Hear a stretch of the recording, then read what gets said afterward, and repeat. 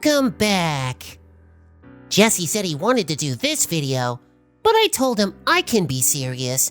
I can be a gritty sleuth, a hardened member of the police force.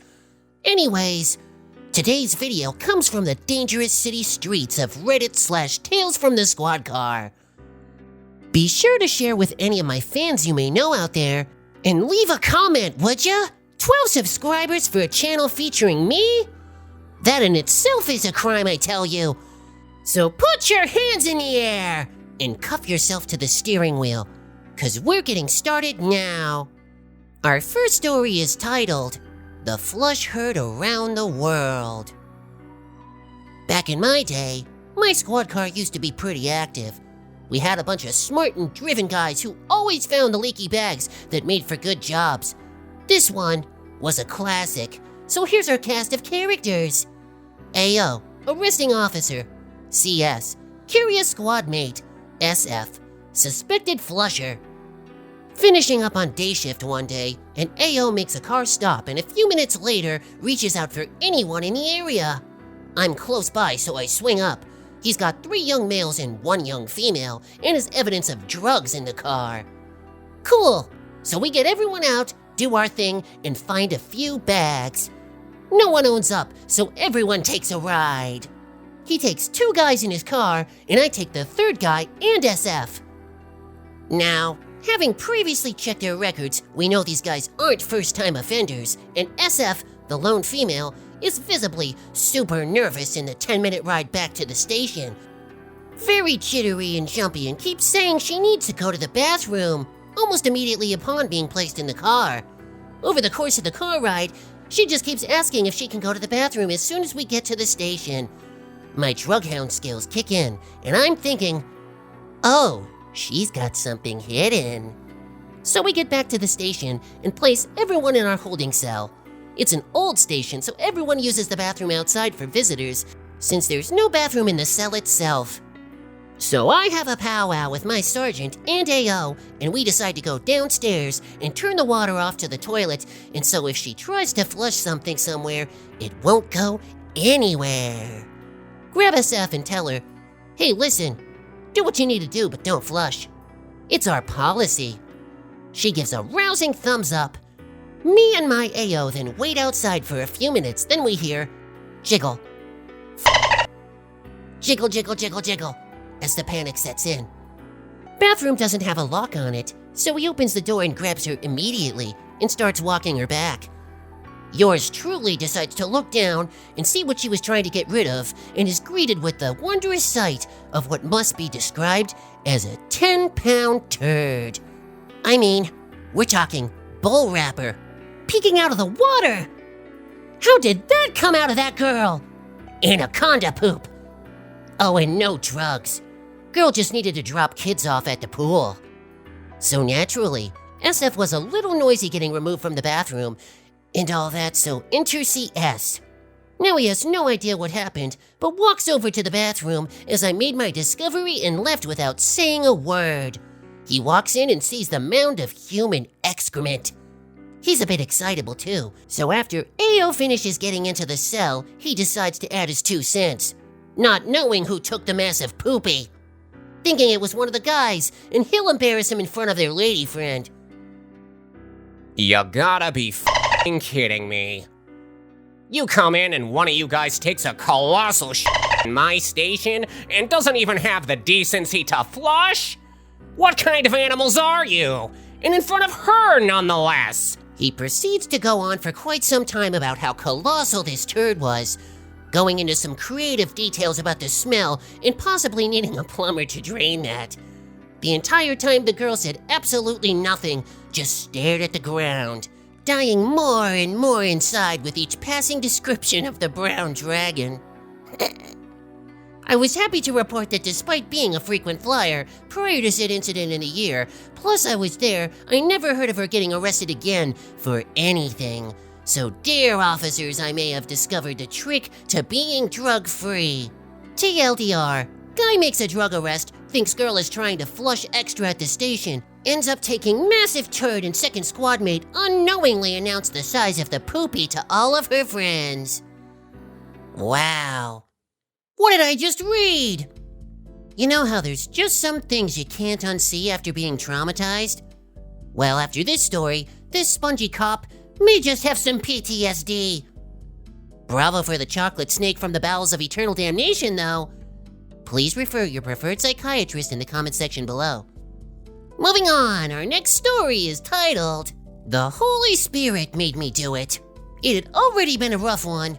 Everyone knows that Friday night is one of the worst to work. It's typically payday as well as the start of the weekend, so, especially on the 1st and 3rd of the month, everybody goes out and gets into trouble. Ever since I had come on, the door to intake had been running back and forth as more and more mostly hostile, mostly drunk people came in. Not helping my case, the already busy 5th District, which accounted for probably 60% of my customers to begin with, had just taken on a new class of rookies in FTO, so the training officers were eager to get the new boots some hooks to get experience. This elevated the arrest volume beyond the already heightened norm, and to make matters worse, the jump-out squad was working that night in the drug-infested 2nd District, dragging in their own collars with a long litany of gun and drug charges, along with an "I am better than you because I'm plainclothes" attitude. This combined with a short roster for the night, Gordon had already called out with a case of "I don't want to work on a Friday-itis," and we already had 2 on long-term leave. Made my night just peachy. I had already been on for about 3 hours, and I was already 4 reports in the hole, and the line of new committals was out the door. The sliding door cycled one more time, and a string of shouted curse words did little to draw my attention. Other than to crank up the volume on the phone call I was already on. I don't know, Marcus. You'll have to call Sedge. But last I heard, the guy was headed over there. Marcus on the other end of the phone sighed deeply. All right, Huffer. Just make sure you guys get that paper served tonight. Brass is up by us about it, so now I have to be up yours. Sorry, man. I grunted in acknowledgement. Just one more thing to add to my growing to-do list. You'd better go. Sounds like you've got a live one. Marcus chuckled and hung up the phone.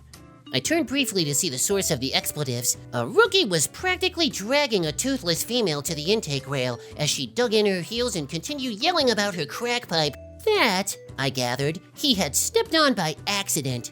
He finally plopped her into a chair and clumsily hooked her handcuffs to the rail, ignoring her profanity-laced tirade that alternated between the glass thingamajig I just found and the devil. I turned back to my next stack of paperwork as he hastily made his way back to the safety of the officer's desk to be canceled on the wonderful world of transfer sheets. Several minutes went by, and the swearing and shouting didn't stop. I continued to struggle through another booking with a much more friendly but very unfocused drunk. Okay, I sign for where? I jabbed my finger at a line I'd already circled, highlighted, and marked with a red X. Right there, bud. The weighing drunk looked at the single line on the form like it was a complicated algebra equation. Is here? Before I had time to internally scream out in frustration, the rookie knocked on my doorframe. Hey! Do you guys have something that we can throw over here like one of those suicide smocks? She keeps taking her shirt off. I craned my neck around the corner to see something no one should have to see. 60-year-old crackhead boobs! I briefly shuddered. Ugh, no. Those went in the first hour. Best I can do for now is pull her shirt back down over her and cuff both her hands to the rail separately. The rookie nodded. Better than nothing. You got some throwaway gloves. I don't really want to touch her. I threw him the box of latex gloves and got up as I addressed the drunk. Hey, bud, just stay here for a second.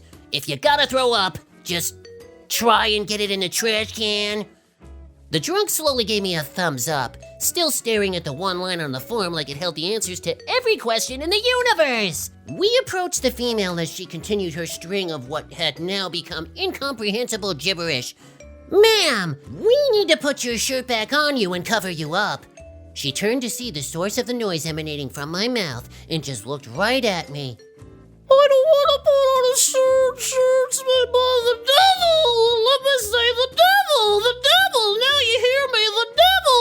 He come to take your soul with him. The devil take you and your soul. Take you and your soul straight to hell and then you die. Die, die, die. Straight to hell and soul. Die, die. Okay then. Alright, fuck it. Just yank the thing down over her. She's probably not gonna put it back on. Big Steve had wandered over to see what the fuss was about, and between the three of us, we got her wrangled back into the shirt. I was able to cuff her other hand to the rail much more quickly than the rookie, probably because I'd, used a set of handcuffs before that night, and beat my retreat back to the office to a chorus of, "The devil take you die!" The drunk had lazily scrawled something right in the middle of the form I had given him before falling asleep on it, which was good enough for a signature in my book, so I woke him up and sent him down the line to get fingerprinted. I started to quickly poke around for the warrant Marcus had asked me to serve before I was interrupted again, this time by Big Steve. Hey, Muffhuffer, I'm really not trying to have all this ruckus. Can we put her somewhere else so she's not making our already miserable night worse? I thought for a moment. I think there's an empty holding tank next to the lady on suicide watch. I suppose we could stick her in there. The Sarge seemed to like the idea, nodding as I watched one of the female deputies coax her into the strip search area while being ranted at about what I only assumed was either Jesus or the lizard people. She returned a few minutes later with a boisterous individual in tow, having somehow gotten her into County Blues and stopped at my doorway. Here, Huffer, this one is all yours. She wants to tell you about Jesus, I think. I got up and waved for her to follow me. Okay, ma'am, got a nice place for you to sleep. Listen, no more taking your shirt off, okay? Jesus, doesn't like that. The female dutifully followed, mumbling something about Armageddon and the upcoming Holy War. She walked right into the holding tank before turning and beginning another tirade. Well, hey, listen, let me tell you something, crooked. Police say I have something about, listen to me, but I have all the Holy Spirit. And the Holy Spirit told me, the motherfucking Spirit told me this. Jesus, Lord God, Savior, come and smite everyone, and everybody gonna die in Armageddon, you hear me now? It was all I could do to just stop for a second, pause, give her a thumbs up, and shut the door. Job done. Back to business as usual, or so I thought. A few hours had passed, and I'd made a sizable dent in the workload.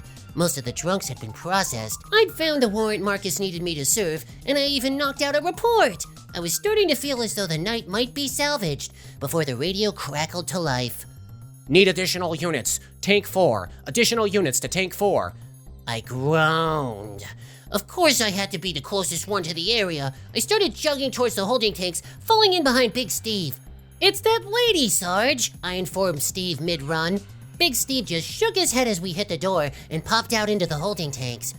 I looked to see a newer deputy standing outside the holding tank. I recognized him as the unlucky soul that drew floater duty at roll call. He must have been there to relieve the deputy sat on suicide watch that night. He was giving commands through the door at the female, and his shirt was soaking wet! Ma'am, please put your pants back on! Step back and put on your pants! He looked up at us in despair. I didn't know what else to do. She popped open her food trap and threw a cup of water at me. Whatever, but now... He gestured vaguely at the door, drawing our gaze to what would probably be the most terrifying thing I had seen in some time. The woman had removed her pants and undergarments, hiked up a leg, and was proudly fondling herself in the cat flap for all to see, as she alternated between licking her lips and shouting that the devil told her to do it. This sent a wave of revulsion through the others who had trickled in behind us, all responding to the assistance call. Big Steve quickly radioed command control that the emergency was cleared, and everyone began to disperse with much groaning and grumbling at being forced to run just to see something that would cause them to lose their appetite. I glumly offered myself up as the verbal judo monkey and approached, careful not to break eye contact. Hey ma'am, you remember me from before? She nodded in reply. Yes, I remember Jesus Christ too! I nodded back. Okay, good. Remember what I told you about your shirt and how Jesus don't want you to take it off? That goes for your pants too. Can you put your pants back on for me? She appeared to pause and had a puzzled expression before slowly turning away. It looked like I had won, and compliance would be achieved through the much vaunted methods of words and de-escalation over use of force. Everything appeared to be going well for the first few seconds before the new guy had to pipe up with, Ma'am, I still have to charge you with exposing yourself. Oh no! The response actually wasn't as bad as I feared. Her head snapped around to look at the new guy, but instead of beginning another profanity-laced tirade concerning religion and the Illuminati, she had a much better one-note reply. She simply turned her back away from us before pressing her bare buttocks against the cat flap and breaking wind with a long, deep bass tone that could probably be heard all the way back in the 5th District. It was like a cross between a bassoon and a foghorn, a sound which many have attempted to produce, but rarely succeed at. It was only heightened by the acoustics provided by the slim concrete corridor, as it reverberated from one end of the hall to the other. The few remaining units giggled and laughed before the quickly advancing smell drove them back to their assigned pose. The new guy looked shocked before apologizing to us. I didn't know what else to do. I'm sorry you all had to come and see that whole mess. I did not envision my first month looking like this. Big Steve laughed before putting a hand on his shoulder. Hey man, it is what it is. You're the one that's stuck back here anyway. We opened the door to leave, and Steve had one last piece of advice for the rookie of our own. Welcome to the show, son. He quipped. Oh, and invest in some Febreze. Comes in handy around here, and, looks like you need it. Big Steve shot him a wink as he let the door shut behind us, leaving the poor soul with a stunned look on his face and nostrils full of ass gas. Okay. Yeah.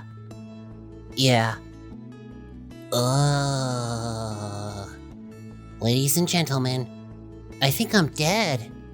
After reading these stories, I think I can see the other side. Everything's getting foggy, and it smells like Patrick's undies, except somehow a bit worse. I hope everyone enjoyed that story, as I'll never be the same again. Next time you hear my laugh, remember, I'm laughing because I'm emotionally scarred, forever and ever and ever. Anyways, that's all the time we have for today, ladies and gentlemen.